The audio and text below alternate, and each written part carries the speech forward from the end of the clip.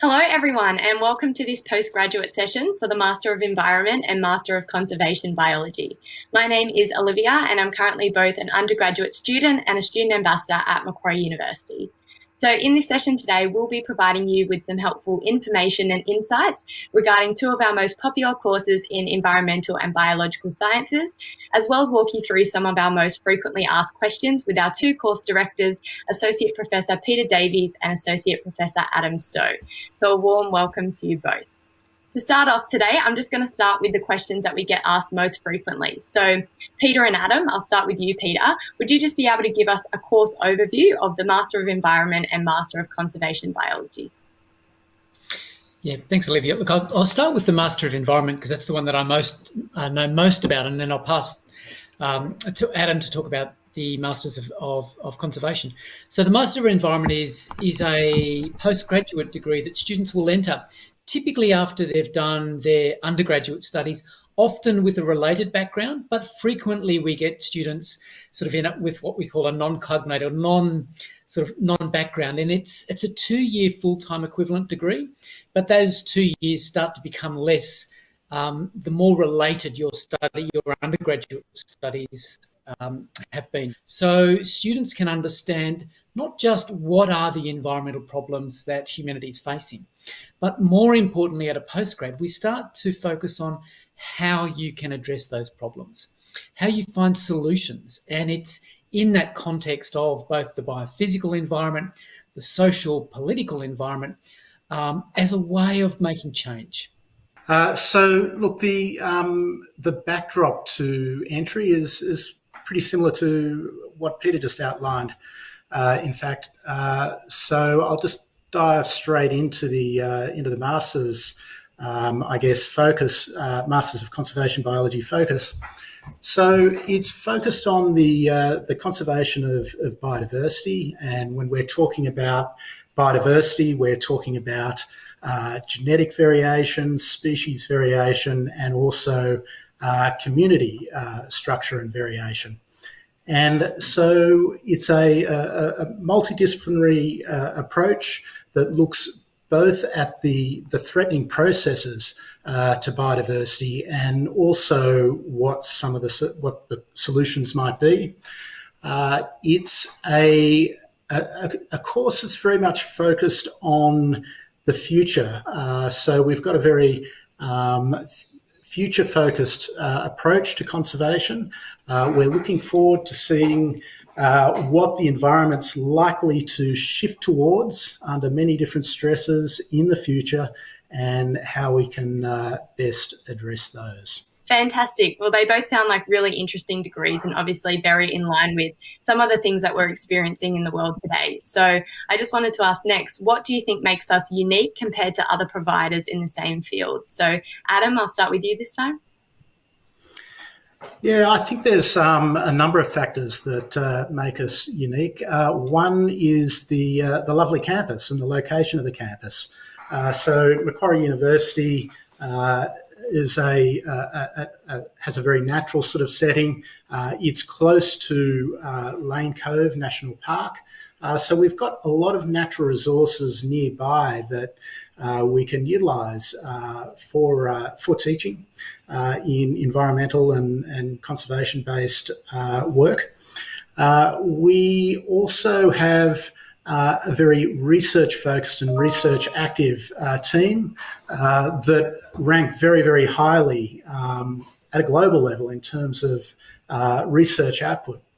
And together with that, we're a very collegial bunch, so we work together well. So given the social environment with respect to the academic environment, the academics involved, and the physical environment, I think that's two of the features that make us quite unique. For me, I'd build upon those, and I guess I've got sort of 4 main points. I guess the first is many of our academics have also long experience as practitioners working either in government or consultancy. So we're able to bring in, I guess, that practical hands-on skill. So it's moving beyond just the theoretical and that tight academic focus. The second thing is, in our master's programs, there's this great richness of international students, and we draw upon that in terms of the examples, the case studies that we're able to bring in terms of our own research and our own practice. But certainly we bring that from the students as well.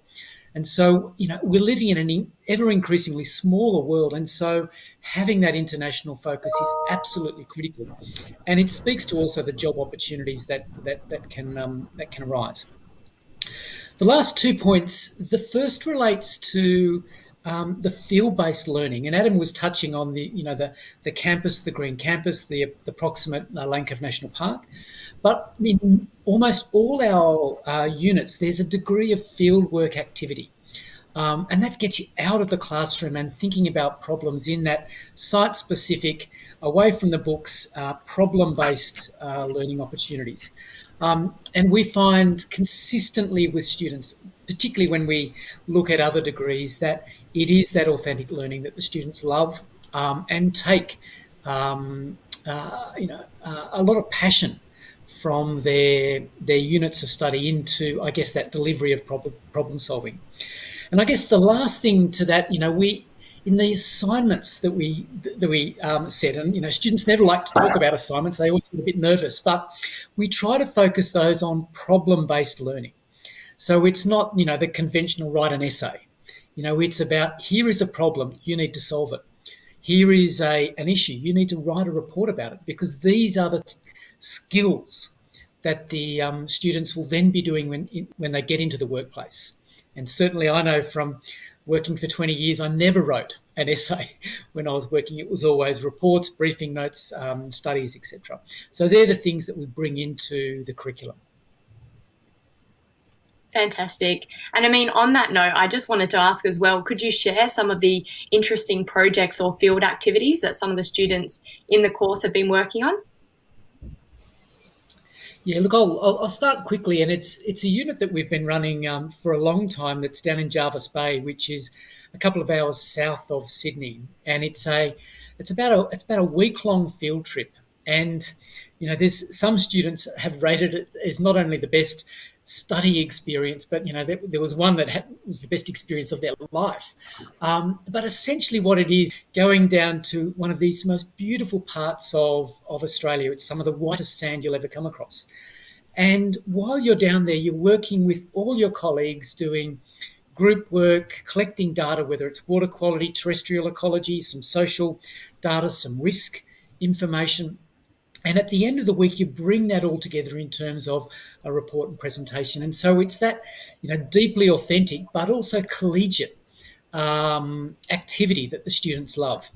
And in other units, we'll get them out in the field, looking at particular sites, whether I take them to sites in and around Parramatta or Sydney City in the units that I look at, and say, well, here's a green building, or here's a really bad urban design problem. How could we fix it?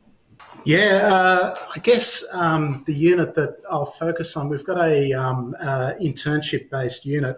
It actually links in quite nicely with what Peter was saying with respect to international students. Okay, so we get students from around the world and nationally, and it's great for networking. And as a consequence of those networks and the linkages that people make, this internship unit can develop into projects both nationally and internationally when circumstances avail themselves. So we end up having students carrying out a placement, an internship with different organisations across the world. So we've had students work with wild dogs in Africa. We've had students working on endangered fish being caught in fish markets throughout Brazil. We've had students doing all kinds of field work in Australia, including work on frogs in the outback in the Kimberley region. So these research placements, and again, exactly as Peter was saying, we really encourage students to get out into the field and learn in a very much a hands-on, organic sort of a way. And these different projects, I think, illustrate, some of the endeavours that students can get involved with.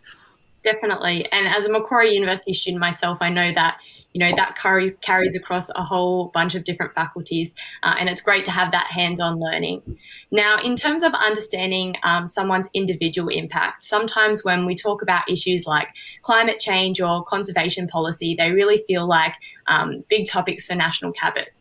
So I just wanted to ask, how do postgraduate students or, those future policy advisors really use their passion on environment and biology to help contribute as an individual? Might start with you, Peter.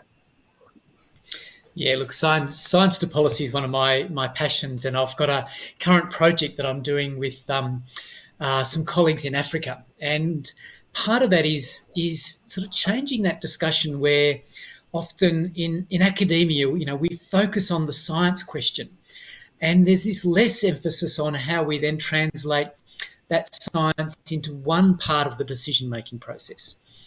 And so what I tend to focus on, and again, it sort of, I guess, picks up on some of my background working in state and local government, is, we need to understand not just the big picture. I mean, climate change is highly complex and it's a wicked problem, but downscaling that to almost a household neighbourhood level enables you to capture more appropriately the imagination and the minds of the local decision makers, which can then translate into stories up the decision-making tree through to the federal cabinet, if you like.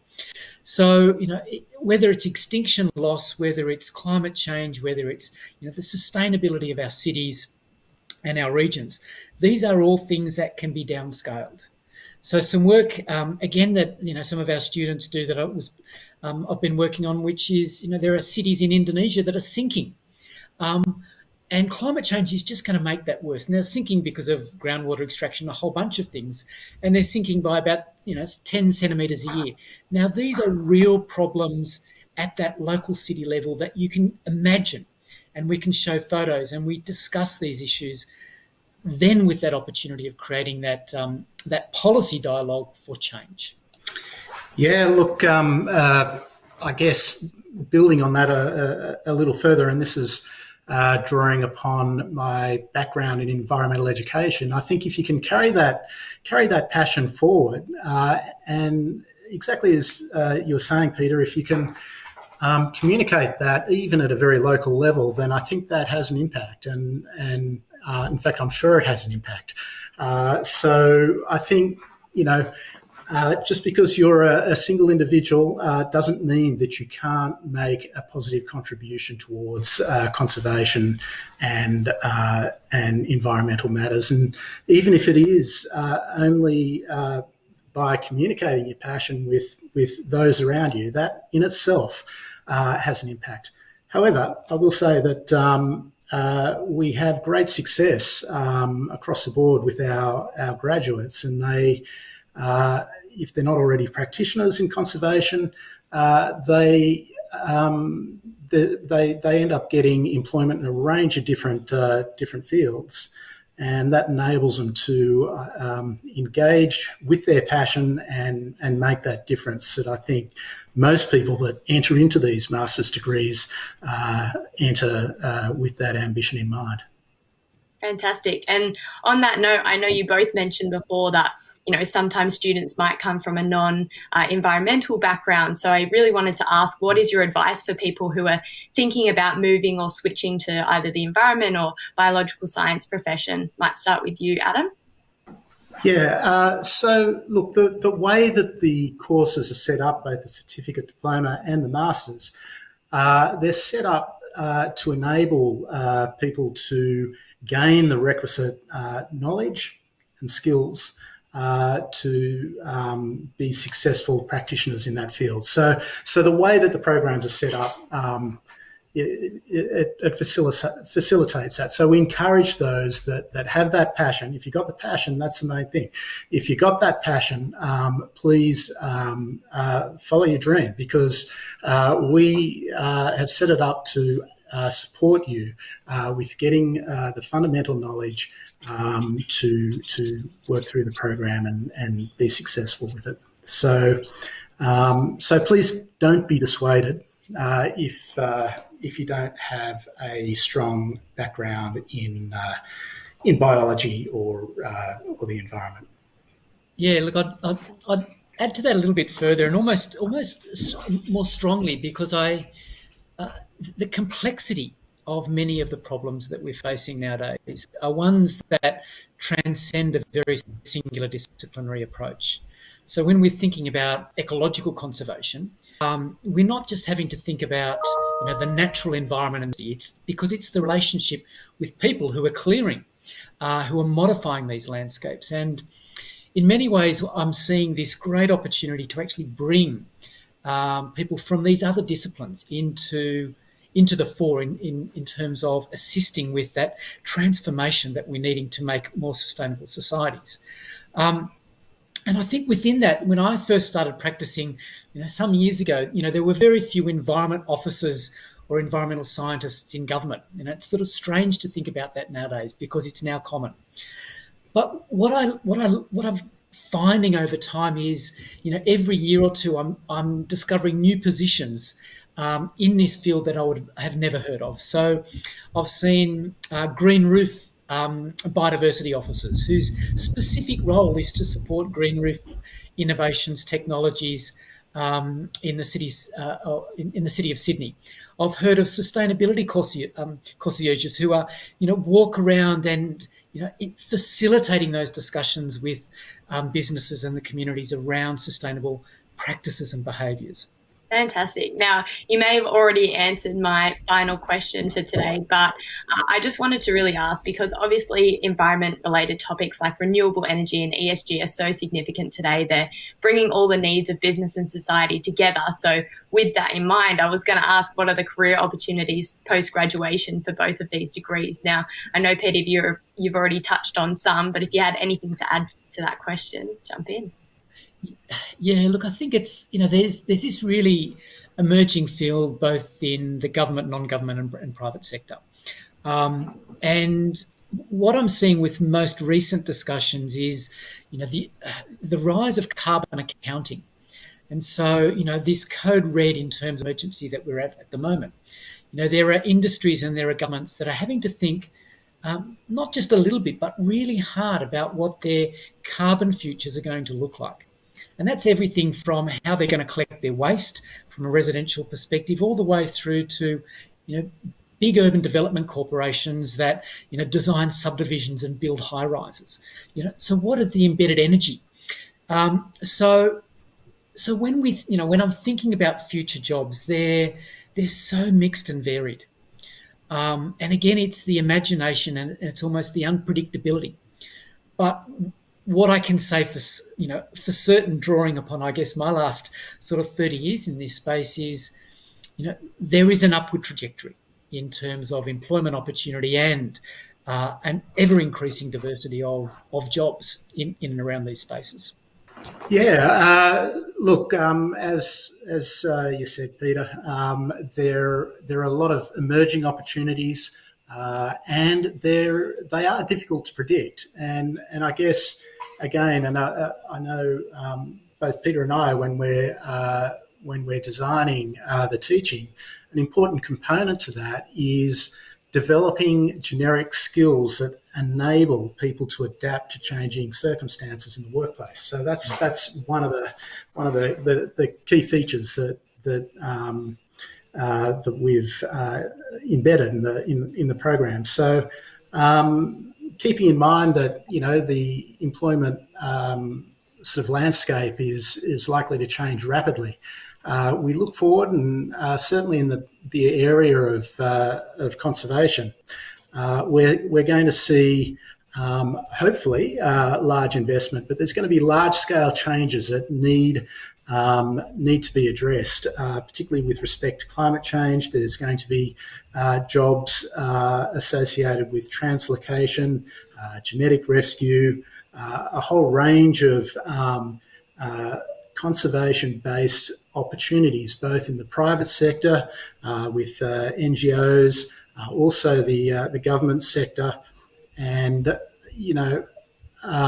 we've seen over the last sort of 20 years of running this program that the graduates of ended up in a whole range of different jobs, many of which I couldn't predict, which sort of arcs back to what we were saying. One of the important skills that our graduates leave with is the ability to adapt to different employment opportunities. Well, it's great to hear that there are so many opportunities out there and rising by the sounds of it. But that brings us to the end of this session today. So I just wanted to thank you so much, Peter and Adam, for those insights into your respective courses. And thank you for everyone at home for watching our videos. If you did have any more questions about these courses or wanted to have a one-on-one chat to discuss your study plans, you can always contact our postgraduate team on 02 9850 6791 or via email at postgraduate@mq.edu.au. Thank you and hope to see you at Macquarie.